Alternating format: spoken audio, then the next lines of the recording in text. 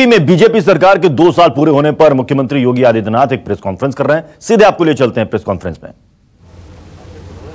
प्रदेश के अंदर इस दौरान एसिड अटैक और अपहरण की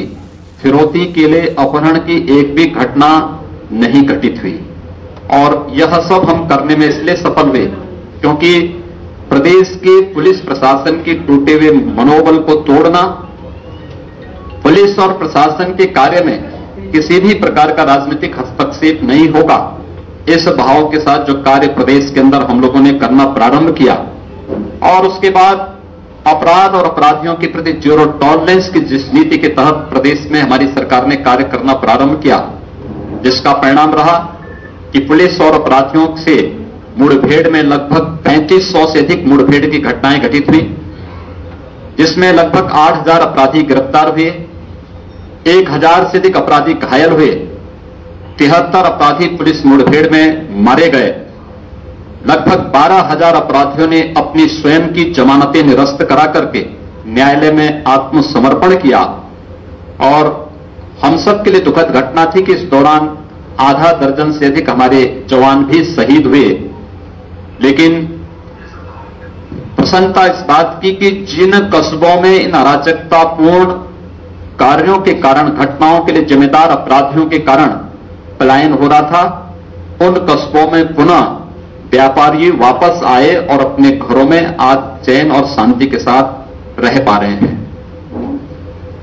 प्रदेश के अंदर सुरक्षा का एक बेहतर माहौल देने का परिणाम है कि आज उत्तर प्रदेश की कानून व्यवस्था पूरे देश के अंदर एक नजीर बनी है।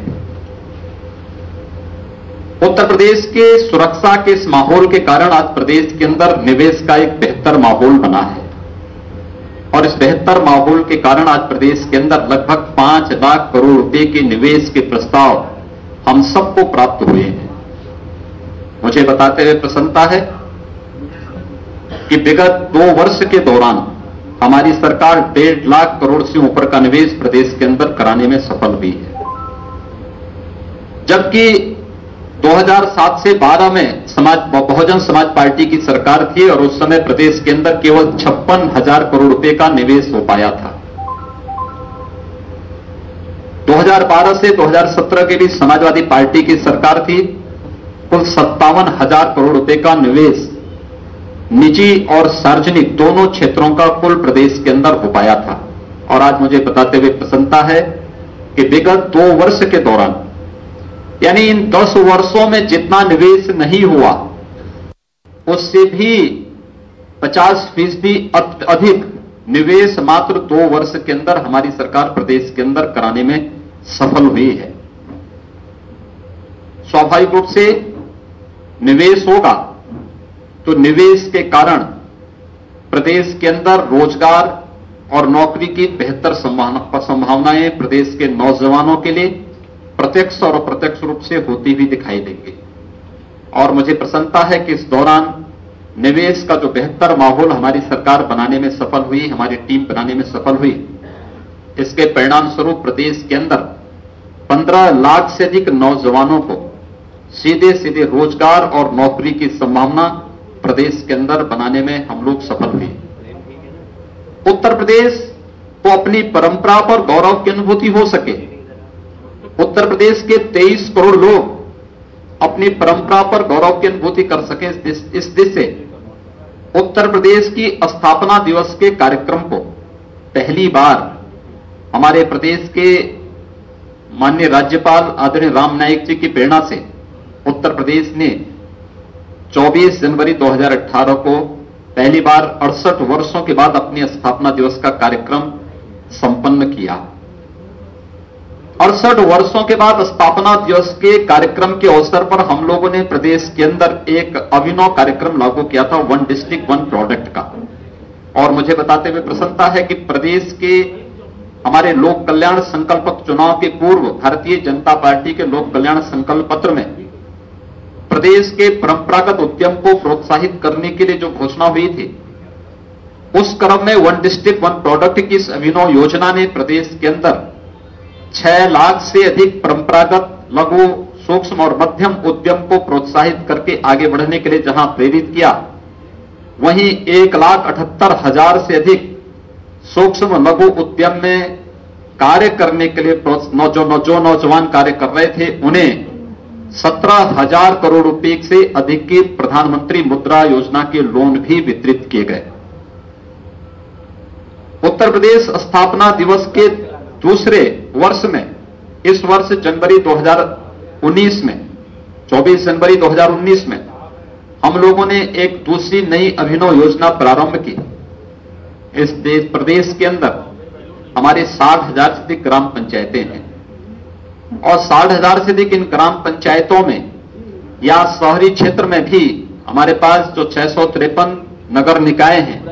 आप देखते होंगे जो हमारे परंपरागत पेशे से जुड़े हुए, जो हमारे पहले से ही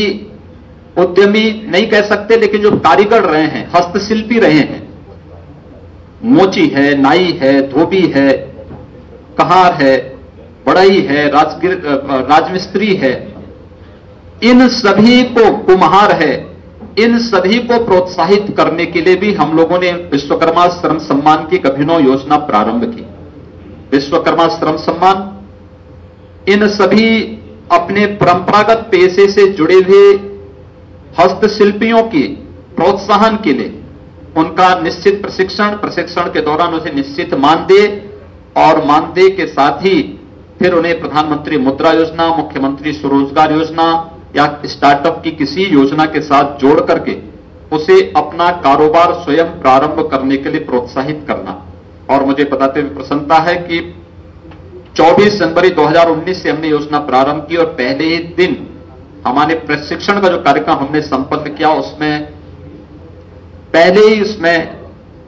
15,000 इन क्षेत्रों से कार्य करने वाले अलग अलग हस्तशिल्पी को प्रोत्साहित करने में हम लोग सफल हुए। लेकिन साथ ही साथ हम लोगों ने इसमें भी हमें सफलता प्राप्त हुई कि यह कार्यक्रम एक निश्चित अवधि के साथ आगे बढ़ता रहे और लगभग 1 लाख से अधिक ऐसे हस्तशिल्पियों को हम लोगों ने प्रोत्साहित करने में, उन्हें प्रशिक्षण, मानदेय और टूल किट उपलब्ध कराने में और शासन की विभिन्न योजनाओं के साथ जोड़ने में हमें इसके माध्यम से सफलता प्राप्त हुई। प्रदेश के अंदर तमाम अन्य कार्यों को ध्यान में रख करके हम लोगों ने प्रदेश के अंदर सरकार बनने के तत्काल बाद लोक कल्याण संकल्प पत्र में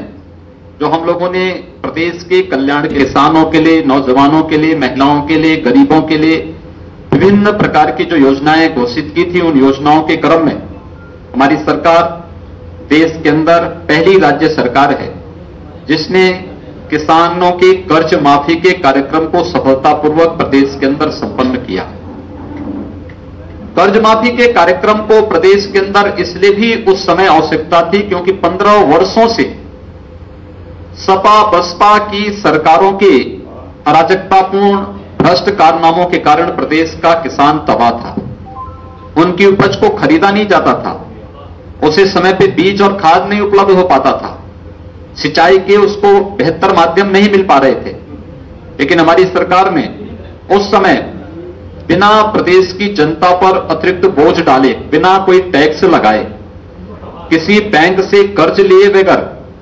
हम लोगों ने प्रदेश के अंदर एक बेहतर माहौल बनाने के लिए प्रदेश की फिजूल खर्ची पर रोक लगाकर